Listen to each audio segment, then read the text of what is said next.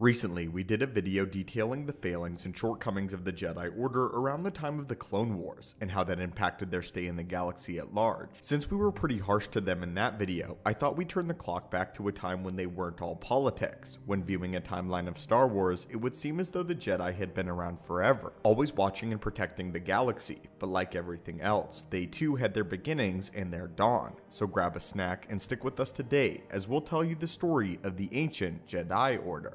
Our story begins a very long time ago, in the year 36,453 BBY. The Tho-Yor 8 Great Pyramid ships that were scattered across the galaxy began to call out to inhabitants of planets that they were located on, including Ando Prime, Kashyyyk, Manaan, Ryloth, and Dathomir. Through the Force, the Tho-Yor convinced the Force-sensitive sentients around them to board their starships, and the pyramid ships then departed the planets upon which they had sat for so long, and set out into the deep galaxy. The Tho-Yor ships then traversed the galaxy, gathering Force sensitives of many cultures and species, so that by the time that the 8 ships joined and journeyed into the deep core together, the 8th Tho-Yor traveled into the deep core to the planet known as Tython, with all manner of Force sensitives aboard their ships, all trusting the mysterious pyramid-shaped starcrafts. Upon arriving to the planet of Tython, there was a 9th, far larger Tho-Yor that awaited them as it floated above a pinnacle of stone. The arrival of the Tho-Yor was heralded by an immense force storm that swept over the entire planet, and the 8 ships gathered around the 9th largest before scattering across the planet in an event that would become known as the First Migration.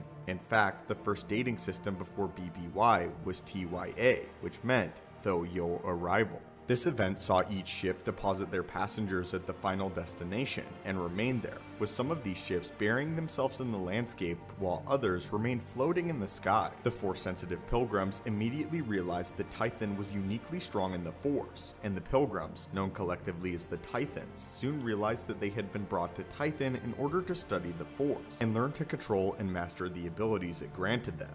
However, Tython's beauty came with dangers, and the pilgrims' lives became a constant form of moving meditation on the Force, truly learning from it and living through it. Rather than sitting in silent meditation, the pilgrims also realized that Tython itself reflected violence with Force storms, and quakes to imbalance between the light and the dark side of the Force, and the staunch binary between the two. The Tythons named each of these respective sides Ashla and Bogan, after Tython's 2 moons, the bright satellite celestial being Ashla and the dark moon of Bogan. The pilgrims therefore formed the Jedi Order and took their name of language of the Dai Bendu monks and the Talid species, combining the words Je, meaning mystic, and Dai, meaning center. The philosophy of balance became essential to survival on Tython, as harmony and balance between Ashla and Bogan maintained the peaceful beauty of Tython and prevented the chaos and destruction that came with imbalance. Over the next 1,000 years, the Jedi built the Jedi temples, cities, and centers of learning and healing that each centered around one of the Tho-Yor. Early in the Jedi Order's history, the Order established their 9 Jedi temples around the 9 Tho-Yor across the planet,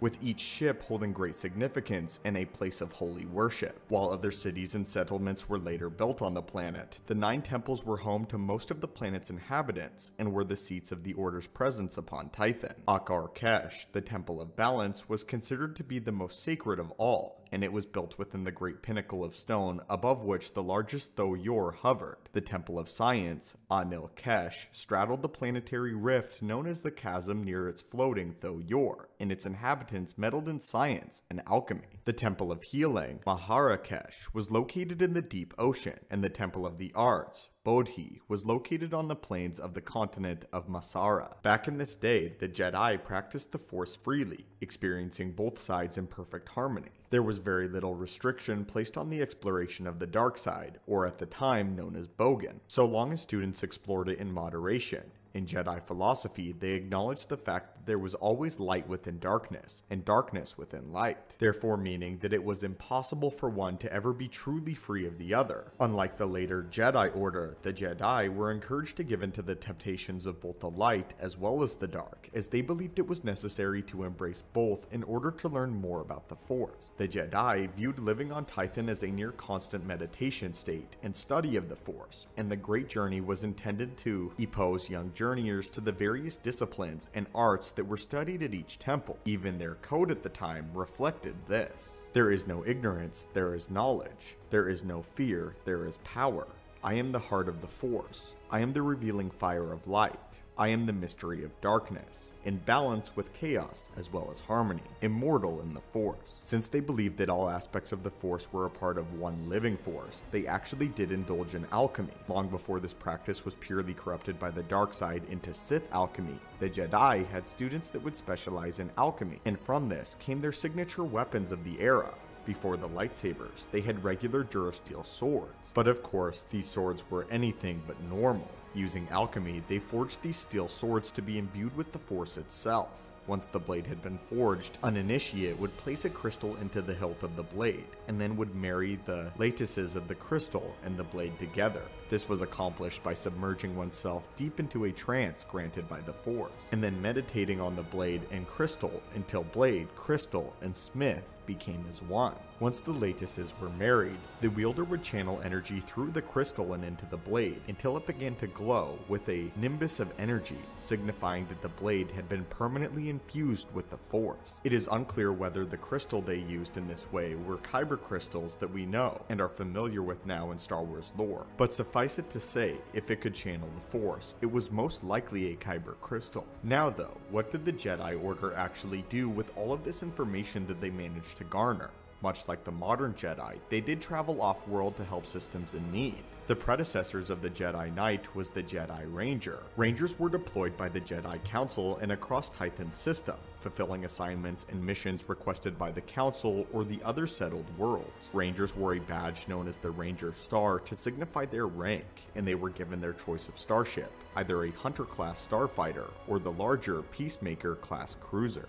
Rangers were tasked with the missions of diplomacy, tracking fugitives, ending conflicts, and a wide variety of other missions, and some Rangers rarely returned to Titan. If a Jedi Ranger had shown sufficient experience, wisdom, and understanding of the Force, they might be promoted to the rank of Jedi Master, which was the highest rank a Jedi could achieve other than a Temple Master. Despite the services the Order provided to other nearby settled worlds, the existence of the Jedi in their isolation world of Titan became a thing of legend. It wasn't until the reign of Queen Hydia of Shikakwa that a full-blown conflict erupted between the Order and non-Force sensitives that shared the star system. In a system-wide conflict known as the Despot War, Queen Hydia led her army against Titan in a series of campaigns in 25,805 BBY. Despite massive casualties on both sides, the Jedi Order was able to vanquish Hydia and her forces and return the balance to the world of Titan. While balance was indeed restored, turmoil festered on Titan just 12 years later, when the Jedi Order found the wreckage of the first ship to enter the system since the thau-yor brought their ancestors to the world. The ship of unknown origin crashed on Titan in the area known as the Rift, close to the temple of Anil Kresh, and the mass death sparked a force storm of proportions not seen since the arrival of the thau-yor. Representatives of the Order investigated the crash and encountered the sole survivor, a mysterious man named Kesh, who carried a bizarre weapon known as a Force Saber. The Force Saber was a Rakatan invention in which powerful dark side energy was channeled through laboratory-grown crystals and glowing energy blades, able to be ignited as if it was a regular lightsaber. However, because of its ties to the dark side, any Jedi were at risk of succumbing with each and every use of the Force Saber, even though a lot of them were highly intrigued by its existence, and the existence of a dark side wielder from off-world. This, though, would not be the last of them. During the Rakatan invasion of the Titan system, the Jedi Order showed signs of a great divide between those who wished to use the Force Saber and those who wished to not to. The Force Saber could be considered the catalyst of the great divide between the light and the dark side of the Force, a divide that would eventually result in the creation of the Jedi, as well as the Sith.